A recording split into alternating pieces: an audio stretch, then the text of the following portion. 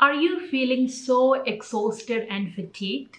You know what you should be doing, completing the project, exercise, clean the house. It's not that you don't care, but this exhaustion is weighing you down.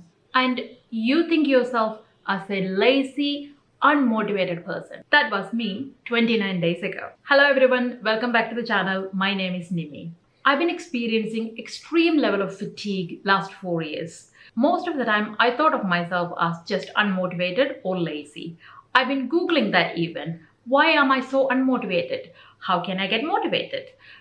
Why am I so lazy? This was negatively affecting my social and personal life. I didn't want to get out of the house. Some days, I am so exhausted that I didn't even want to take a shower. This fatigue has impacted my ability to fully engage with my life, socially and personally. Any social events, traveling, work responsibilities, even hobbies that I loved felt overwhelming. The fatigue was very real to me, but I couldn't understand why this is happening. A couple of months ago, I decided to take some positive changes into my life. As part of that, I've seen a dietitian. Because I'm diagnosed with polycystic ovarian syndrome, she asked me to implement 2 changes into my eating habit and style. 1, completely avoid all the gluten and dairy product from my diet. 2nd, eat small, frequent meals. And from my part, I've done one more thing. I started doing some stretches and exercise. So I am doing an 8-minute stretch and a 30-minute treadmill brisk walk. It's been 29 days that I implemented all these changes into my life, and the results are amazing. I have more energy, better focus, and I have an overall feeling of well-being that I have never experienced before. I am so glad that I took this step and I'm continuing it so far.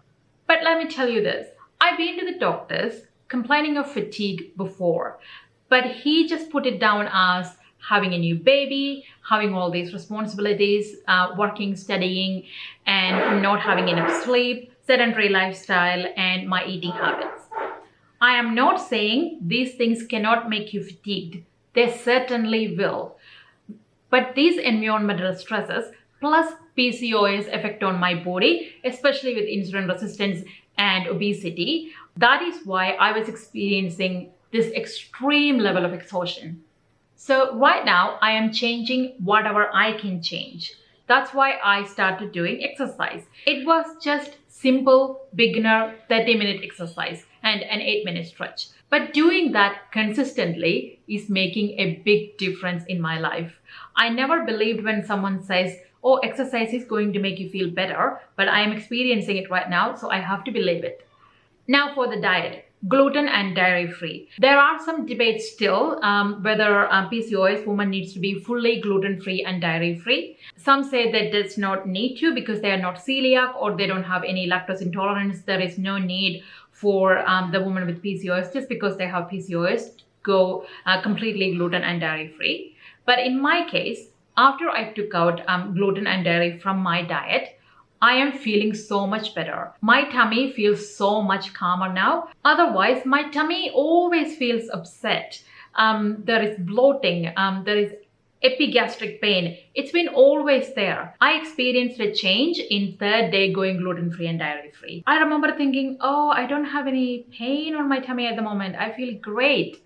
So I decided just to stick with that. My dietitian asked me to do that for 2 weeks. And then she called me and asked me how I was doing. And I told her I was doing great. And we are continuing that. But always consult a dietitian or a doctor before you change your diet. Our body is different. Our environment is different. But with gluten-free, dairy-free diet and incorporating exercise into my daily life, I am experiencing a positive change in my mood and my whole ability to function. These are the things I've done and these are the things that's working for me for 29 days.